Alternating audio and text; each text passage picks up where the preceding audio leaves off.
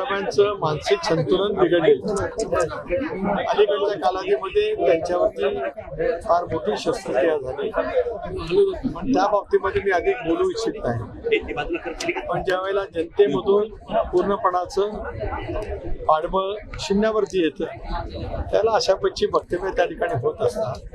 आणि त्यामुळे संजय राऊतांच्या वक्तव्याचा फार गांभीर्याने घेण्याची आवश्यकता आहे. बावनकुळेंनी 70,000 कोटी संदर्भातले आरोप हे अजित पवारांवर केलेले आहेत आणि फाईल बंद केली नाही असं त्यांनी म्हटलं. या गोष्टीकडे कसं पाहता तुम्ही? धमकी आहे काही? आपण साहेबांचं त्यावेळेचं भाषण किंवा भाष्य व्यवस्थितपणाने कदाचित ऐकलं नसेल. माझी बावनकुळे साहेबांची 3 दिवसापूर्वी वेगळी चर्चा झाली. माझे आमचे राष्ट्रीय अध्यक्ष उपमुख्यमंत्री अजितदादा जवळ झाले. आदरणीय राज्याचे लोकप्रिय मुख्यमंत्री यांच्याजवळ सुद्धा झाले. पिंपरी चिंचवड पुण्याच्या परिसरामध्ये परस्परांच्या विरुद्ध निवडणूक लढत असताना तो एक राजकीय स्ट्रॅटेजीचा भाग होता. परंतु कटुता निर्माण होणार नाही तशी वक्तव्य करू नये असं अगोदर ठरलं होतं. त्या दिवशी मी या तिन्ही मान्यवर नेत्यांशी बोलल्याच्या नंतर पुढे कटुता निर्माण होणार नाही याची खबरदारी प्रत्येकजण त्या ठिकाणी घेईल. त्यामुळे ती वक्तव्य त्या कालावधीमध्ये एक राजकीय दृष्ट्या निवडणुकीला सामोरं जाण्याच्या दृष्टिकोनातून होती. त्याच्यातला विषय आणि आशय संपलेला. चिखलीकर साहेबांना नवीन जबाबदारी देणार असं भाषण जबाबदारी राज्यपातळीवरची वेगवेगळी असते. त्याच्यामध्ये अनेक गोष्टीचा अंतर्भाव त्या ठिकाणी असतो. नाही की राज्यपातळीवरची जबाबदारी चिखलीकरांच्या वरती सोपली जाईल. विलासरावांचं नाव पुसण्यासारखं वक्तव्य नेत्यांकडून करण्यात येतं. तुम्ही कसं पाहता? त्यांचं कार्य पुसण्यासारखी गोष्ट आहे. एक असं आहे की रवींद्र चव्हाण भारतीय जनता पक्षाचे अध्यक्ष आहेत. त्यांनी त्या वक्तव्यामध्ये स्पष्टपणाचा खुलासा केला, दिलगिरी व्यक्त केली, माफी मागितली. त्यामुळे एक बाब नक्की आहे की महाराष्ट्राच्या राजकारणामध्ये 4 दशकं विलासरावांनी स्वतःच्या प्रभुत्वाने एक स्थान निर्माण केलं. बाबाळगावचे सरपंच, लातूरचे उपसभापती, 80 साली विधिमंडळामधला प्रवेश, 82 सालापासून राज्यमंत्री, मंत्री म्हणून मुख्यमंत्री 8 वर्ष म्हणून त्यांनी केलेलं काम.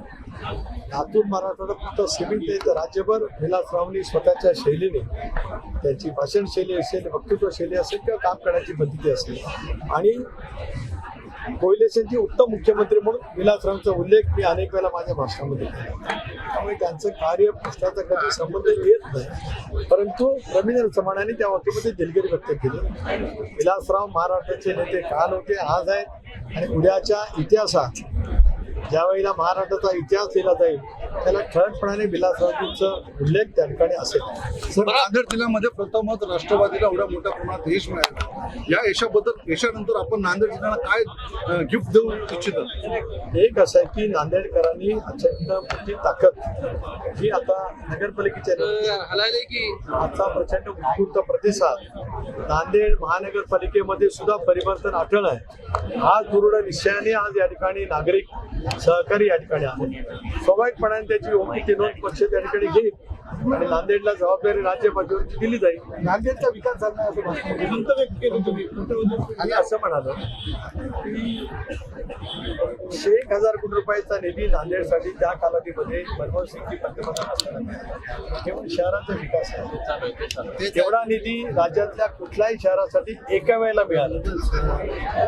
आज ती निधी जर काय आताच्या नवीन रुपयामध्ये त्याचं मूल्यमापन करायचं झालं 5,000 कोटी रुपयापेक्षा जास्त निधी आताच्या निधीबद्दल आपल्याला समजते. कालबद्ध विकास करण्याची निर्धारपूर्वक पावलं राजकीय इच्छाशक्तीच्या भावावर टाकली गेली असती तर नांदेड शहर पुणे, पिंपरी चिंचवड, नवी मुंबई, नागपूरच्या बरोबरीने बदललेलं पाहायला मिळालं. अशी माझी स्पष्टपणाची भूमिका आहे.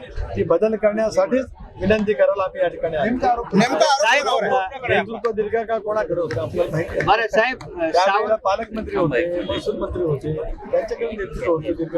बिनविरोध निवडणुकांसंदर्भात राज ठाकरेंनी कालचं वक्तव्य केलं की निवडणूक प्रक्रिया ही पुनश्च झाली पाहिजे.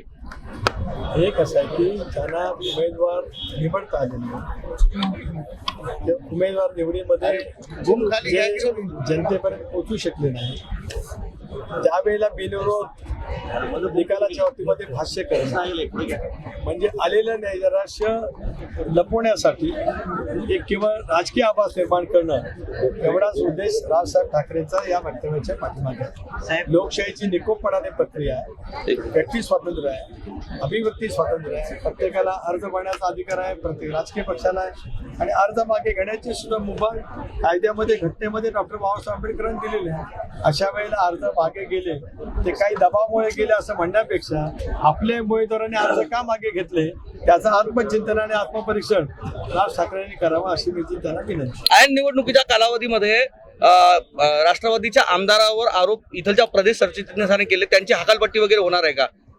मी ऐकलेलं नाही. परंतु निवडणुकीच्या कालावधीमध्ये असेल किंवा निवडणूक नसताना असेल पक्षाची एक शिस्त आहे, एक शैली आहे. त्याच्या विरोधामध्ये एखादा व्यक्ती वक्तव्य करत असेल तर त्याची पूर्णपणाची माहिती घेऊन गंभीरतेने माहिती घेऊन तातडीने कारवाई केली जाईल. खूप ठीक आहे.